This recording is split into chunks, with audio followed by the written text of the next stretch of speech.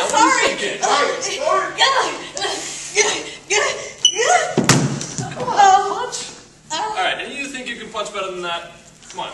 Somebody thinks you can help her out? I bet I could. Alright, bring it on. Let's see it. Come on. One shot. One shot. It's on the back. Seriously? One shot? Yeah. Right here. Where? Put it down. Right here. On the back. On the face. On the face.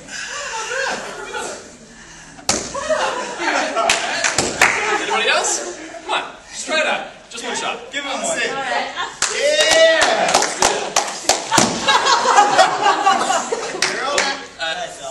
We'll work out. Let me try again. Okay. Yeah, we'll work on that. Okay. Alright. For the rest of you, we're working on kickboxing. Okay, and we'll be for the next couple of days.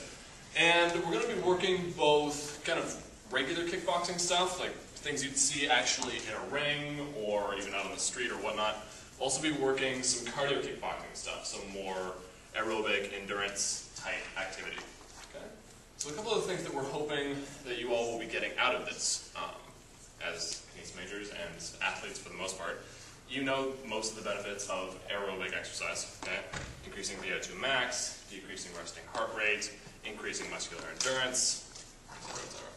There are a couple of things that we're also looking to hope you get out of this that are a little more specific to the activity, like balance, coordination, technical knowledge, both just how to do it and how to apply it. I teach martial arts for a living. Sandra teaches cardio kickboxing. We're hoping to get you guys to kind of understand how we go about structuring our workouts for our students so that you can go out and just kind of have a better understanding of how we do what we do. Make sense? So overall, we want you to be comfortable with the techniques that we're teaching, with the body of knowledge, as well as how to apply them both in real life situations and in a cardio kickboxing setting. Okay, and before we get started doing any type of movement, I'm just going to go over some of the indoor policies we have for you. First of all, I just want to let you guys know that you need to respect everybody in the class. Not only everybody, but yourself, the teachers, just so that the class can go a little bit smoother. Your guys' job is to be attentive, excuse me, also so that it gets a little bit smoother along the way.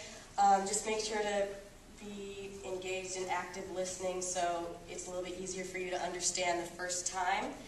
Safety-wise, please don't practice with each other unless one of us has given you the permission to, just for safety reasons, just so you guys don't hurt yourself. Be open with us. We are nice. We're not going to hurt you. We're not going to embarrass you. If you think you have a silly question, it's probably not a silly question. Someone else is probably wondering the same thing. So if you have something to say or if you have a question, please feel free to ask. Don't be shy. As for the dance room policies for shoes, you can wear shoes in here. Hopefully you got the email last night, but you can wear shoes in here as long as they're clean or indoor shoes. If you don't, go ahead and just wear your socks. There are no food or drink in here. And as for the mitts, we'll be talking about these a little bit more later, but when we start using these, please just remember to keep them away from your face, because if you were here maybe 15 minutes ago, when Chris over here was doing it with Jason, he had it right in front of his face. Jason clocked him and it smacked him in the face. Yeah. So we'll go over this more later, but just remember, keep it away from your face and a good stance. Yes. Okay. For your own well-being. Yeah. So. Can anyone right. actually, just checking for understanding, can any of you give me a couple of the rules that I just went over for policies? No food or drinks. Okay. Okay. Clean shoes. Clean shoes. Don't mess around with stuff unless you tell us to. Okay. Respect everything and everyone. Thank you. Absolutely. All right. In that case, we're going to get started. I need you guys to split up into 2 lines. Looks like we've got 12, so 6 in front, 6 in back. Okay, so just you guys back. Okay, and stagger yourselves so that you can all see up front. Yeah, make a window. So there you go, getting windows. Thank you. You can come up. All right, so can everyone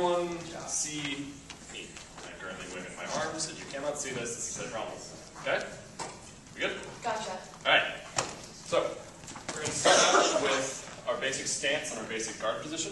Okay? This is what we're going to be using for our stance. Okay? And the way you get here, you start out feet shoulder width apart. Go ahead and follow me on this. Okay? Feet shoulder width apart.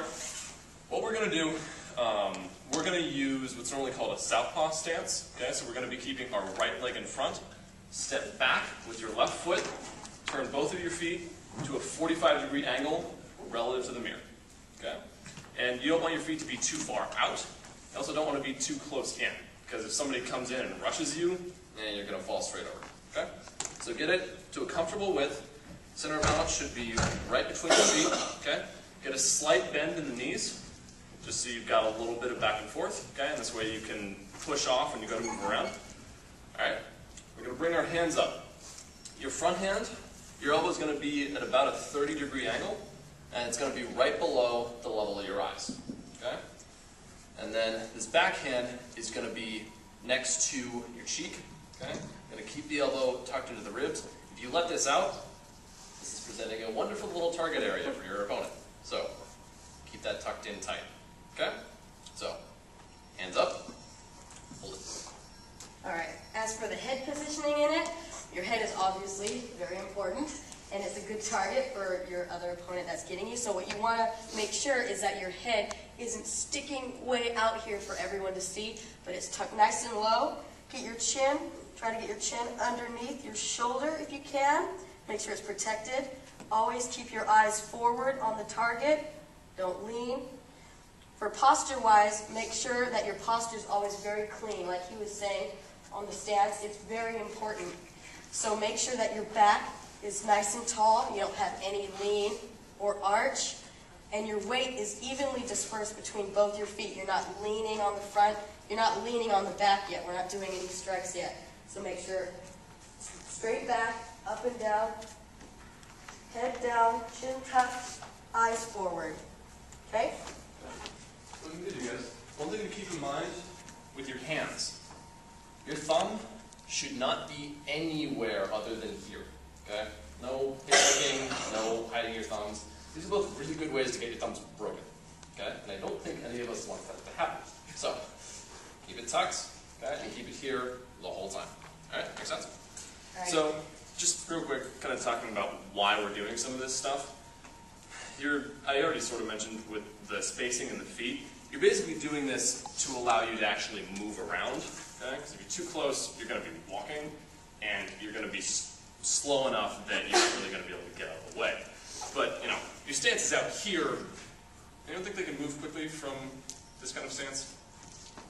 No. If so, I'd love to see it. Okay, just making sure. So, you're here, 45-degree angle, hands are up, both to try and cover as much of you as you can without, just waving your arms around.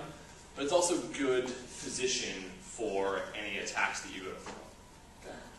Strikes. Okay, before we get started on the first strike, I'm just going to talk about the common rules with all the strikes. He already went over one of them. It is your thumb. Okay? This is one of the main issues when it comes to striking. People always want to leave their thumb either hanging out, which is a terrible disposition because it's going to get snagged and you're going to break it, or people tend to want to tuck it all the way under their fingers, which will also lead it to be getting hurt or broken.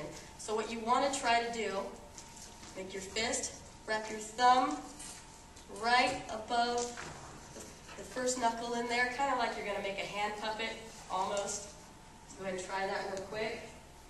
The next part, that's a common between all the strikes, is where your punch is going to lead. So you're always going to lead through the middle knuckle or the last three. Try to stay away from aiming with the first two knuckles. That can lead to having broken knuckles. Oh, no. So through the middle or the last three.